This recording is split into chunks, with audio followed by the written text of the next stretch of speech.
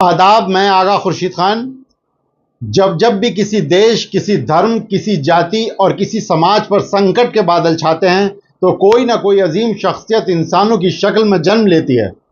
भारत को अंग्रेजों के खिलाफ आवाज उठाने वाले किसी महानायक की आवश्यकता थी। इन हालात में शहीद भगत सिंह का जन्म हुआ। 28 सितंबर को उनकी जयंती मनाई जाती है। उनके जयंती के अवसर पर पूरा देश उनकी भागीदारी को याद करता है और उन्हें खिराजे अकीदत पेश करता है। भगत सिंह का जन्म 28 सितंबर 1907 को लायलपुर जिले में हुआ था, जो इस समय पाकिस्तान में है। उस समय उनके चाचा अजीत सिंह एवं श्रवण सिंह भारत की आज़ादी में अपना सहयोग दे रहे थे। ये दोनों करतार सिंह सराभा द्वारा संचालित गदर पार्टी के सदस्य थे। भगत सिंह पर इन दोनों का गहरा प्रभाव पड़ा था, इसलिए ये बचपन से ही अंग्रेजों से घृणा करने लगे थे। भगत सिंह करतार सिंह सराभा और लाला लाजपत राय से अधिक प्रभावित थे। 13 अप्रैल 1919 को जलियांवाला बाग हत्याकांड ने भगत सिंह के बाल मन पर बड़ा गहरा प्रभाव डाला था। लाहौर के नेशनल कॉलेज की पढ़ाई छोड़कर भगत सिंह 1920 में महात्मा गांधी द्वारा चलाए जा रहे अहिंसा आंदोलन में भाग लेने लगे, जिसमें गांधी जी विदेशी सामानों का बहिष्कार कर रहे थे। 14 वर्ष की आयु में ही भगत सिंह ने सरकारी स्कूलों की पुस्तकें और कपड़े जला दिए। इसके बाद इनके पोस्टर गांवों में छपने लगे। भगत सिंह पहले महात्मा गांधी द्वारा चलाए जा रहे आंदोलन और भारतीय नेशनल कॉन्फ्रेंस के सदस्य थे। 1921 में जब चौरा चौरा हत्याकांड के बाद गांधी जी ने किसानों का साथ नहीं दिया तो भगत सिंह पर उसका गहरा प्रभाव पड़ा। उसके बाद चंद्रशेखर आजाद के नेतृत्व में गठित हुई गदर दल के हिस्सा बन गए। उन्होंने चंद्रशेखर आजाद के साथ मिलकर अंग्रेजों के खिलाफ आंदोलन शुरू कर दिया।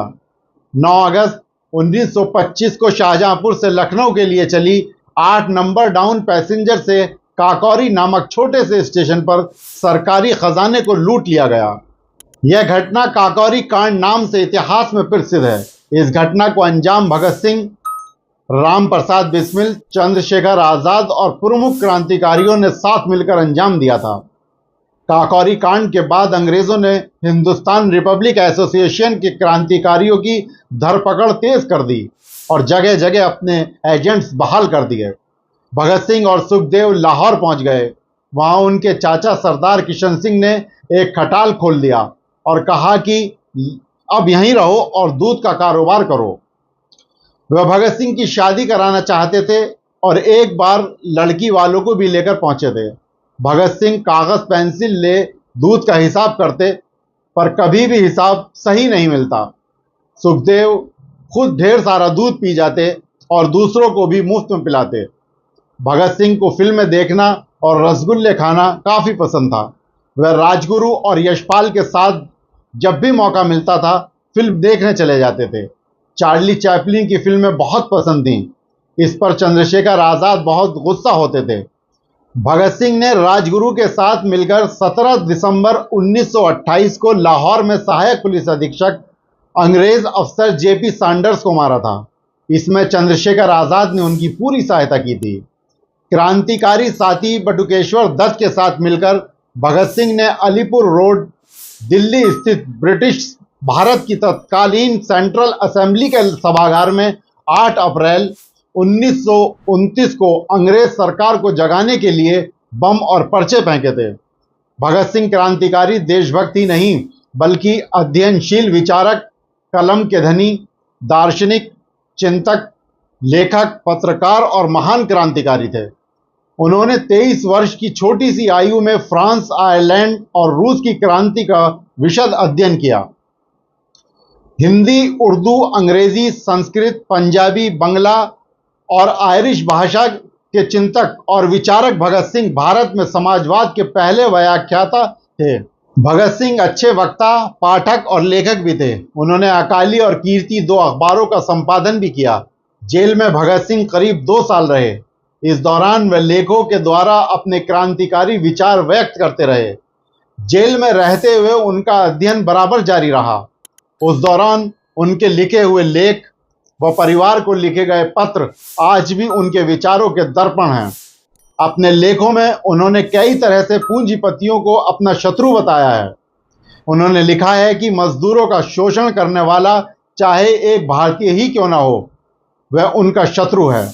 उन्होंने जेल में अंग्रेजी में एक लेख भी लिखा जिसका शीर्षक था, मैं नास्तिक क्यों हूं। जेल में भगत सिंह व उनके साथियों ने 64 दिनों तक भूख हड़ताल की।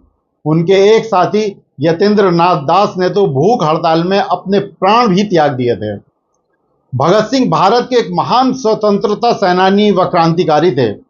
चंद्रशेखर आजाद व पार्टी के अन्य सदस्यों के साथ मिलकर इन्होंने भारत की स्वतंत्रता के लिए अभूतपूर्व साहस के साथ शक्तिशाली ब्रिटिश सरकार का मुकाबला किया। पहले लाहौर में बर्नी सैंडर्स की हत्या और उसके बाद दिल्ली की केंद्रीय संसद सेंट्रल असेंबली में बम विस्फोट करके ब्रिटिश साम्राज्य के विरुद्ध खुले विद्रोह को बुलंदी प्रदान की। इन्होंने असेंबली में बम फेंककर भी भागने से मना कर दिया, जिसके फलस्वरूप अंग्रेज सरकार ने इन्हें मात्र 23 साल की उम्र में 23 मार्च 1931 को इनके ही दो अन्य साथियों राजगुरु तथा सुखदेव के साथ फांसी पर लटका दिया। भगत सिंह दुनिया के इतिहास में हमेशा जिंदा रहेंगे। दोस्तों, अब मुझे इजाजत दीजिए। अगले रविवार फिर किसी नए क्रांतिकारी के साथ मुलाकात होगी। शुक्रिया।